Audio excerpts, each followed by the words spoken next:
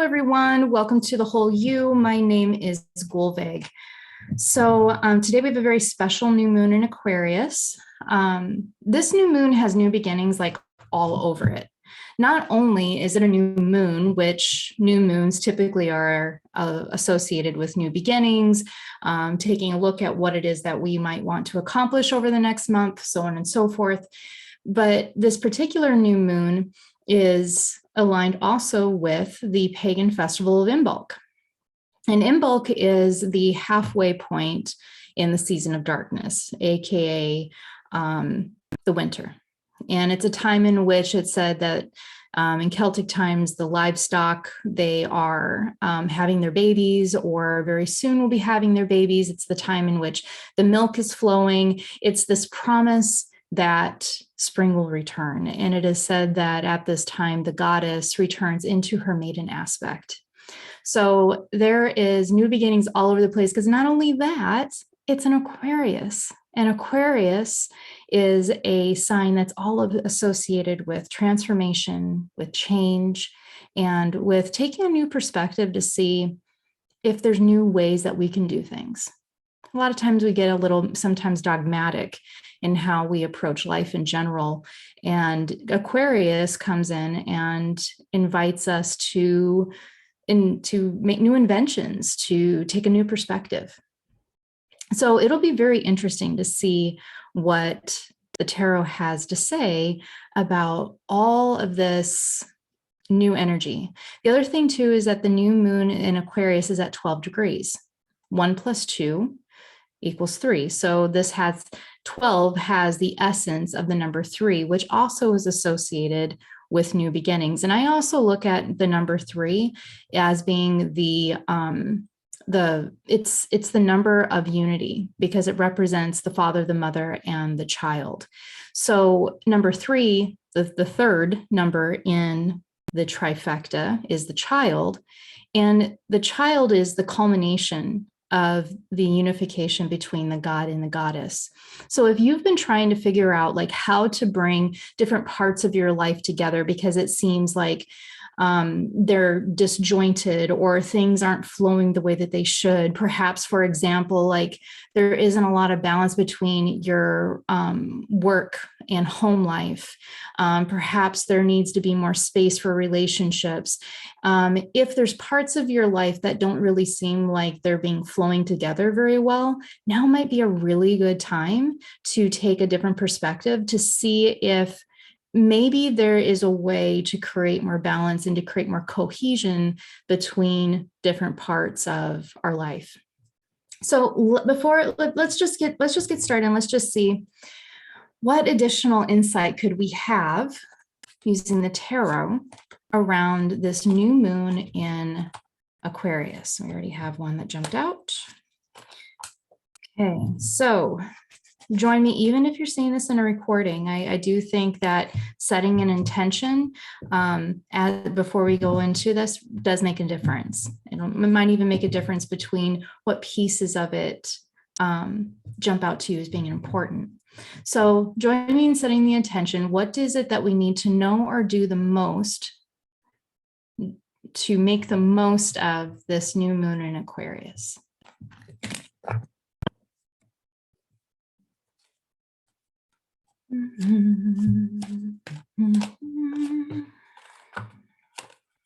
You're talkative, guys. There's lots of cards jumping out.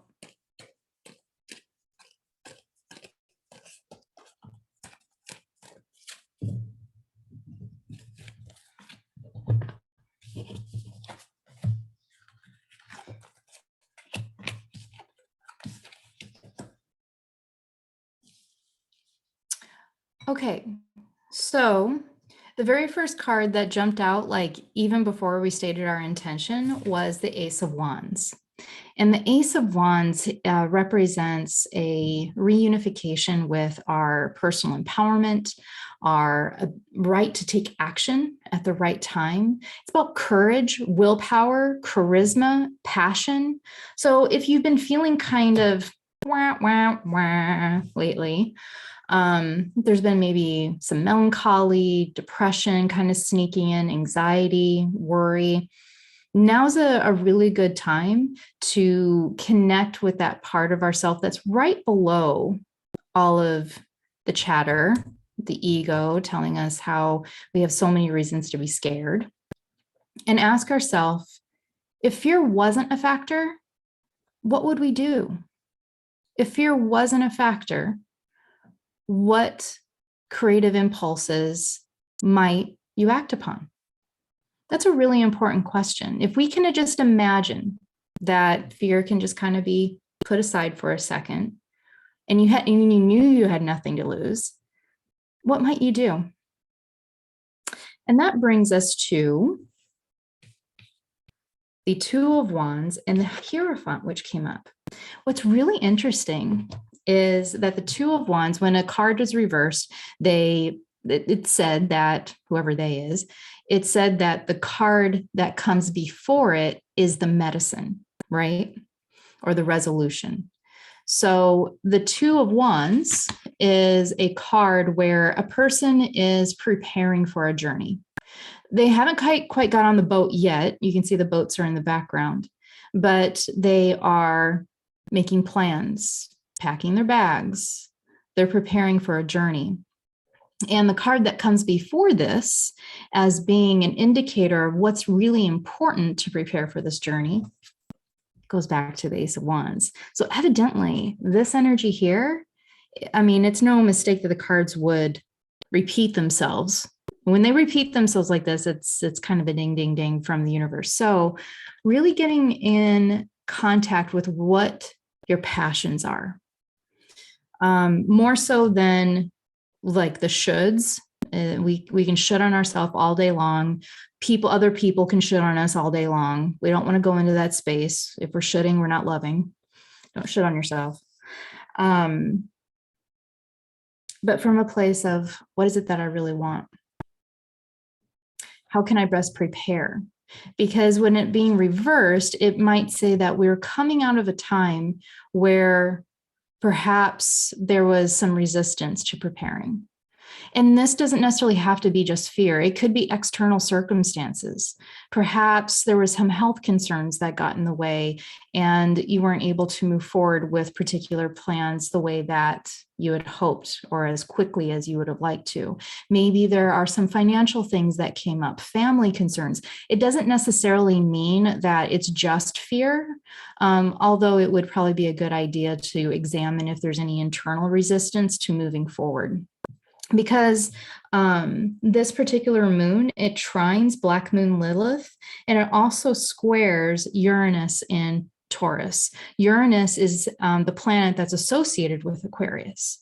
So its planet is squaring the moon, which is in the same kind of energy in Aquarius. And it being in Taurus, meaning that a lot of the resistance will be more home life, business, could even be health, that type of thing. And I think that that's really kind of what the Two of Wands reversed is alluding to, is that there might be some resistance either coming from an ego place, meaning fear, unhealthy thought patterns, or it could be some resistance to moving forward that comes in the form of something in our external world that we have to deal with first. And what it's also saying is that with the Ace of Wands coming into play, that whatever these obstacles are in the next month, it is a good time to resolve them, and coming from a place of, okay, time to recenter, time to really connect with like what my desires are, what my passions are, and have a clear vision for what it is that I'm going towards, and ask for assistance around that. There probably are some guides, some teachers, some mentors, counselors, people who can consult, consultants, some folks who can help us along the way. What I'm getting from the Hierophant card is that we're not meant to do this all alone, and you're not alone. So that might be part of the resistance that the Two of Wands reversed is telling us, is that perhaps part of the reason why we might be maybe kind of struggling, trudging through mud to get something done might be in part because we might have a an assumption that we're doing it alone, or perhaps we can delegate some pieces of it and make something a little bit more easier. I mean, let's face it, like the easy button doesn't always appear in life. So if it comes and it appears to you, take it, take it. There is no shame in your game to try to make your life a little bit easier. And there is help, there is assistance. This might come in the form of additional training, certifications. Could even come in the form of a friend who has really good insight. Stay on the lookout in the next month for help and assistance in all forms, physical as well as like spiritual guides too. Which brings me to the next card, which is the Nine of Pentacles. And this is definitely a card about that. I mean, again, it's echoing this Ace of Wands energy again, because the hawk that is on her arm, it represents her spirit. It represents her sending her spirit out in like kind of the law of attraction, sending the spirit out, sending your intentions out to go hunt down that which is already yours to have. The Nine of Pentacles, it's of course associated with the number 9. And so there is a feeling of completion around attracting this particular intention. It's not as much a new beginning as it is the culmination of work that has already been done, that's already in progress. And this is really about harvesting what it is that you've been working so hard towards, but not necessarily from a place of work, but from a place of you're already in a place to receive it. The work has already actually been done. And now it's just time to send out your spirit, send out your intentions, your visualizations, and really attract that which is already yours to harvest. So if you're like me and you tend to maybe struggle a little bit with this preconceived notion that you just have to continue to work harder to get what you want, that is a common perception for a lot of us. The Nine of Pentacles is here to say that it's very proud of you for all the work that you've done, and that you deserve the goodness that you've already planted the seeds for. You're doing a really good job. The next one that's coming up, and what was interesting is when I pulled this particular card, what I heard in my mind was Saturn. So this card is specifically talking about the role of Saturn, the planet Saturn, with this new moon. And it is the Prince of Pentacles reversed, which is such a Saturn kind of energy. And it's interesting because I did hear that before I actually saw what the card was. And I saw that and I was like, oh, yeah, that makes sense. Because if you know anything about the role of Saturn, Saturn is kind of like the tough love planet.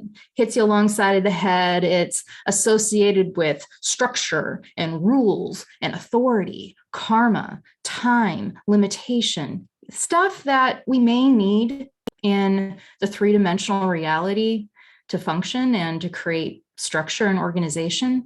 But they really aren't typically very fun themes to work with. Saturn isn't about fun and games. It's the opposite. It's about adulting.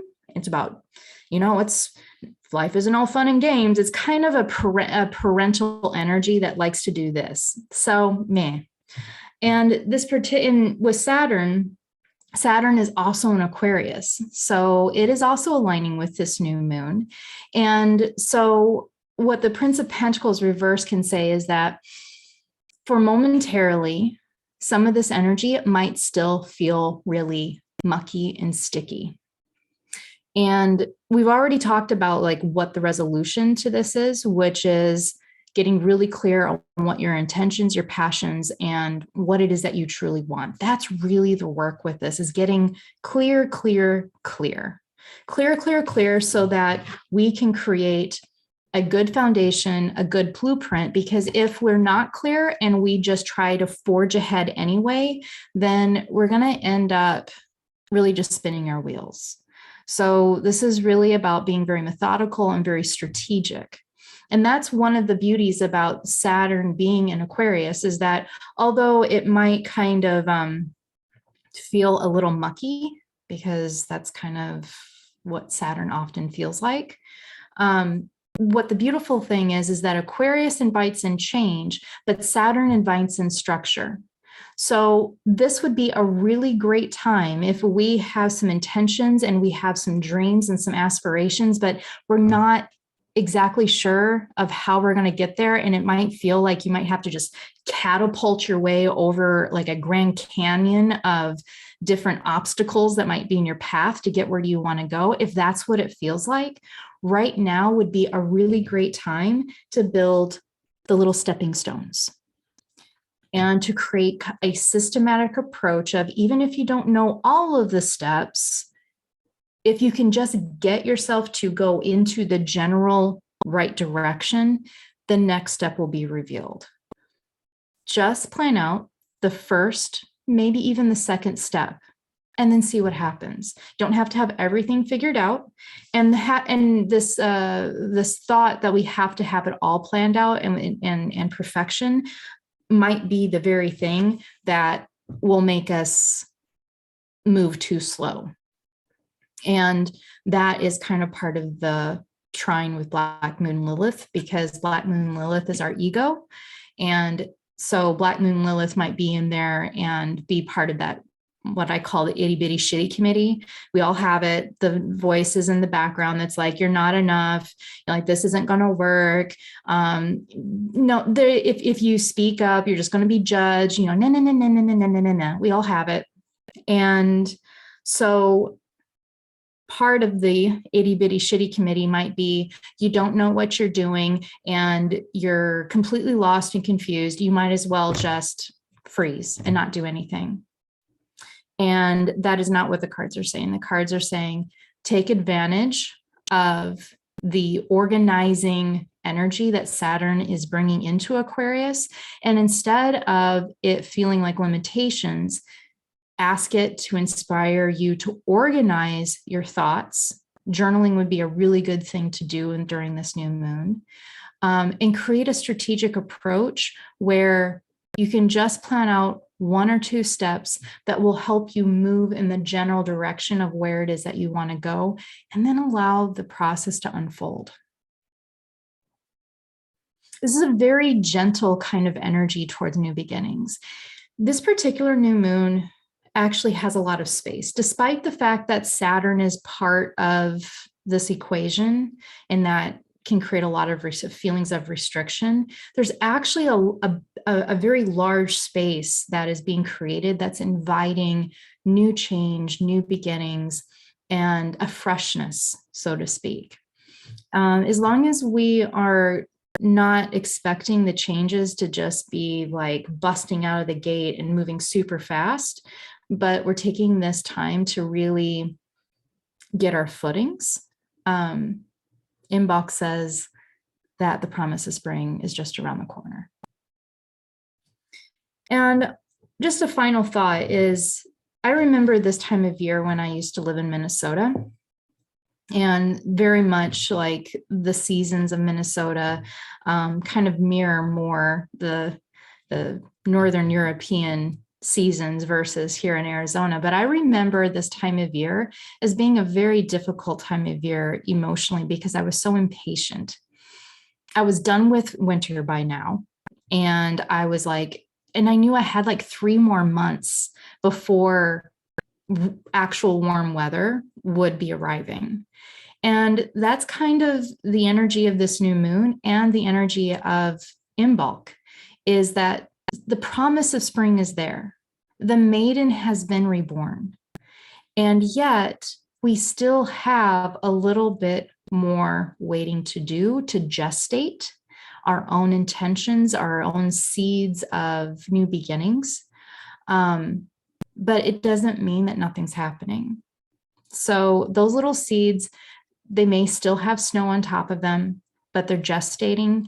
And if we just take a little bit of patience and we use this time to plan and to ground and to center, then rest assured, good things are right around the corner. All right, everyone. Have a wonderful rest of your couple weeks. I will see you in a couple weeks when we talk about the full moon coming up.